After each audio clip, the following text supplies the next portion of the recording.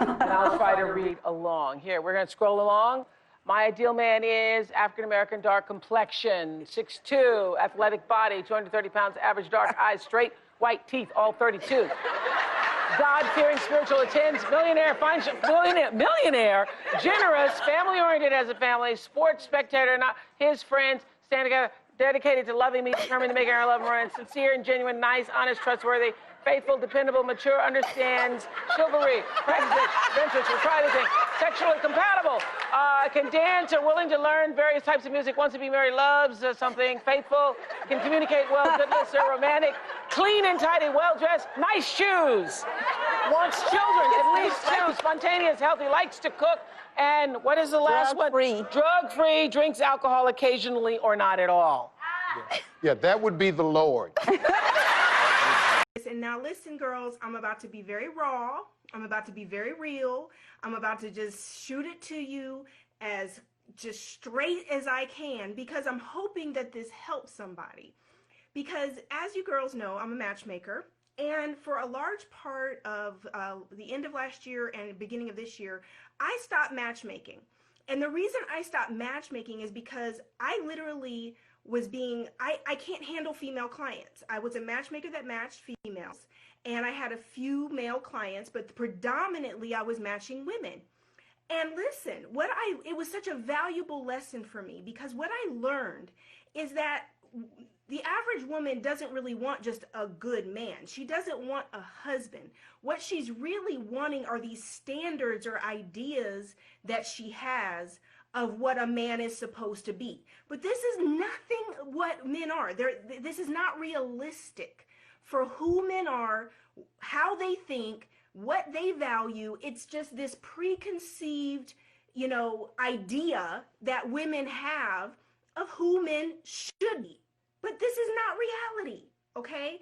So literally, the standards here that I see consistently in women that stay single, do not get married, and the difference between women and wives is understanding, one, that men are not women. He's not going to be your best friend like your best girlfriend. You can't talk to him like that. They don't talk like that. They don't talk that much. They're not so sensitive and girly the way we are as women. So if you're expecting a man to be all super sensitive and so considerate and just so everything like your girlfriends, you're barking up the wrong tree. So, I hate Negro YouTube. Negro YouTube is so trash. But this Kevin Samuel situation is still going on. Everybody getting their bags and their views and their likes and their little clicks off of it. So it is what it is. That's Negro YouTube for you. Even white people done tapped in, which is what prompted me to do this video. I seen some in a black conservative group, one of the black female conservative females who were triggered by the Kevin Samuel situation. And it was weird too, because she put in this black conservative group a video that Mr. Cynthia G posted with whoever she did the video with, her. And I'm just like, well, it's weird how y'all be complaining about the dudes like Tommy and these over extreme men who you think attack black women, but your rebuttal is to put the black women who are their counterparts in as if we're supposed to ignore that they doing the same things, just on the female, in defense of females, whatever. I'm not putting Kevin in that boat, but I'm saying, like, women will be like, well, why do these black men like Tommy and so others have these platforms and have this support? And I get it, that's what it's more about. Again, I don't understand. Y'all making Kevin's stock go up, and you're not making it go worse. Y'all making it more infamous. Y'all getting more black men to get behind him, even if they don't even agree, just because they see who's coming at him. Tommy told y'all years ago, if you want someone like that to go away, you ignore them, but y'all don't know how to do that. I don't know, we just trauma porn or some shit or whatever. But anyways, now black people, because I saw the video the chick posted in the group, it was like a white woman commenting on the Kevin Samuel things, and I just watched the first 2 minutes is, well, this dating coach, like, he's not a dating coach. He said it a million times. It's not hard to find out he's not that. White woman, get out of black people business. And I'm saying that as I'm reading the comments, and I see Crystal Cray Cray and a bunch of the Blackistans and divest chicks all in the comment section rooting this white woman on, because she's saying everything that they want to hear. But it's ironically conflicting because I know the white woman said, well, if I was 25 and I see a 45-year-old white man, I would have ran away. Y'all the architects of getting with old-ass dudes. What you mean by that? Y'all the king of that. Y'all participate in the patriarchal system. So don't just get out of here with that nonsense. But anyways, I was looking at this, a lot of people responding. It's not necessarily what you say, but it's how you say it thing. And, a lot of people came at Kevin, which again, I don't follow his content, don't care about his channel, nothing like that. It's not a concern I share. But it's just a lot of intellectual dishonesty around the situation. There's no reason why this should be that deep. Even the fact that, Rebecca Lynn Pope, who did a video response to Kevin, she said the same shit he said. Like, we already know that. And there's a lot to think about that if you really care to unpack in that situation on why, because, it could have been the backlash she got because Kevin said the same exact thing Rebecca Lynn Pope said, right? And the argument is not how you say it, but it's not what you say. No, it's not what you say, but it's how you say it, right? That's bullshit. If someone says something you don't like, no matter how nice they say it, they still not gonna like it. And the Kevin and Rebecca Lynn Pope situation make that point. Rebecca Lynn Pope, when she came out and said a few years ago, "Oh, I stopped coaching women because they have unrealistic expectations and mates, and they just want too much." And it more, I think, in her video, it made it seem like it was more personal because she felt a way that these women who she probably felt didn't look as good as her, these women who she thought that didn't have as much resources as she did, were asking for what she didn't even have in her mate. Now, some would say the way she said it, it sounded like she was settling. I don't think in that terms. I think that, the world is full of trade-offs, no solutions. And she made a trade-off in who she chose to be with, right? From a woman who admitted that back in her youth and her high stock days, she was dating athletes and entertainers, getting flew out and all that nonsense. And that apparently didn't work for her, right? She wanted to be the born-again virgin thing, find a good man of God and all that other stuff, what have you. But she pointed out that the women who she was coaching that was paying her to find them dudes wanted something that she didn't even have in a man.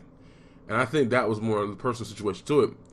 But nonetheless, what did the colorist chicks and the Simone 600 pounds and the Divest chicks, and did those women agree with Rebecca Lynn Pope, or did they try to break her down and tear her down the same way they're doing to Kevin Samuels, right?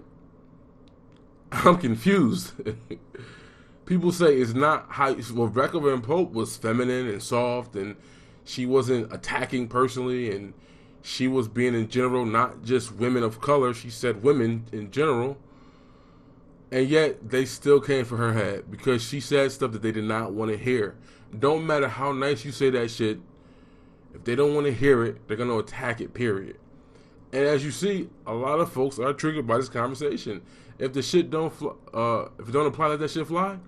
We have failed to conquer that concept in the black community, both men and women. But that was the major point that I want to discuss in this video. It's like, yo, people keep saying he was too mean and he wasn't nice and this, and I think there's an element of entertainment. And there's a lot of these dudes some Jason Blacks, Black Authority, all these people. Even tell me sometimes, like, the way they talk to you on these phones and whatnot, like, they wouldn't do it in your face. I don't like that. Like, you ain't gonna talk to me like that to my face, so don't talk to me like that on the internet. But that's why they do it on the internet. But I think a part of that is entertainment, and we know that Negroes like drama, and we like watching the rubbernecks, looking at the car crash. We want to see that, People who go to Jason Blacks and he cussing out people on his phones, they like that for entertainment purposes. Like nah, we're not gonna talk to each other like that. We're gonna talk to each other like men. Like, relax. But for some folks, that is entertaining. So I think that's an element of it. He kept saying, "Please, man, please, no, don't make me do it." Yada yada yada. He begged and pleaded with her, just for her to stop acting so aloof. Like, come on, you looked in the mirror. You called yourself a 5. You called yourself a 5. And the women who are defending her is like, no, girl, you gotta be smarter than that and up boost yourself and this and that. She said that herself. She know the game. She know what she look like when she get in the mirror. And y'all trying to. Somebody, I read this somewhere, said, why is it that the women who always are calling women who are 7 and below beautiful, but they never call women who are 8s, 9s, and 10s beautiful? Like, you notice that? Like, women never compliment actual fine women that it ain't rocket science. You know, you just tell, like, damn, she can get whatever she want. But it's the women that be questionable that women always be like, oh my God, you're so super beautiful and this and that. They be lying.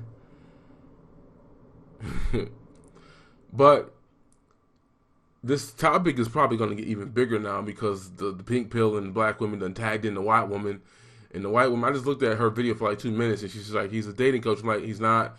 You should get out of black people business. But again, it's hard to say that when there's a bunch of black women over there egging her on and cheering her on and giving her views up. Y'all love supporting white business over there. But yeah, then I didn't watch any of Derrick Jackson's commentary. The man still existed. But then you had him do something I thought was kind of odd and suspect, pun intended, because he allegedly referred to Kevin as being moist. Now, again, I think dude spinning around the chair and being metrosexual and all that stuff, it's not, you know what I mean? Like, that's who he is. But to just call people gay because of that it's weird. And I don't understand why Derrick Jackson did it, despite his dark skin and hyper masculine look. He be doing some moist ass shit too. He got some feminine mannerisms as well. Sitting in the car, snapping his neck, rolling his eyes. You know, the one comedian dude that be on Facebook, I forgot his name, but he came at him about that. He didn't even call him gay. He just said, you took the space, you took the bag, right? You got in the gay dude's bag is the friend to the black woman. And you took his whole stick and you used it to get support and get your money up, that's what he's doing. And you know what I mean? Like, he did do that. He didn't call him gay, but what Derrick tried to do, Derrick tried to flip it and make it about, he tried to tag team the LGBT people in there and talking to get them to go after him because he never accused them of being gay. He just said, you took their spot, you took their style, you are mimicking their behavior, and you took that lane to get yourself profitable. He was congratulating you on your skills, on your grifting season. But Derrick Jackson, I don't know, like, he says some of the same stuff. But I thought that was lame for him to make the accusation, knowing damn well he's had that thrown at him, and he tried to flip it and get the alpha people to attack the comedian. But yeah, that's just my video. I just think it's corny when people say it's not. Of course, when you want to persuade someone to do something, like, you know what I mean, when you really want to get them on your team and help, of course, honey works better, right? You get more bees that way.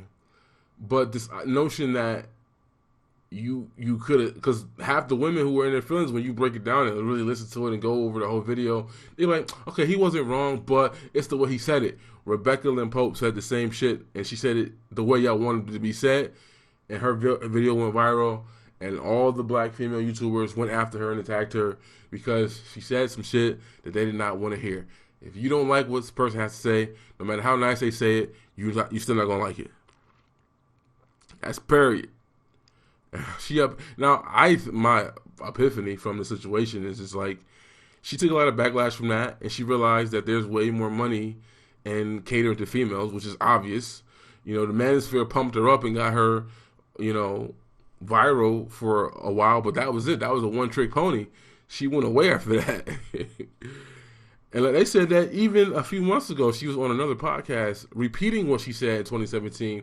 So I don't know. Maybe this is her angle to get her bag and get back in the graces of the female. I will say that looking at all this stuff, women are good at, you know, uniting with each other on YouTube at least, even when they don't agree with each other. Like, they will come together, and all the chicks, a lot of these evil chicks online that Sarge helped create, they've united with each other, even though they disagree on fundamental things. But if it's come at the black man, they're on the same page. They good at that. They are good at stopping their infighting, ignoring their fundamental differences. That it's like, how you a pro crybaby colorist chick, but you uniting with the swirlers and all that. Like, how that work? Like, huh? You cutting off your nose to spite your face. That's the emotionalism and the pettiness and the childish of a lot of these female YouTubers. And they're up here have platforms giving advice to women who actually want marriage and family. And some of these chicks who, advocating for these things and telling these subscribers that they don't even want that. Don't believe in monogamy, don't want kids. And they got 100,000 subscribers trying to teach these women how to do that. How? Sway, how do you do that? But that's just my video. I see this is getting out of hand. But hey, everybody getting their money. This is how people getting their money in the pandemic. They just taking this story and running it amok. That chick called herself a 5, and y'all mad at Kevin.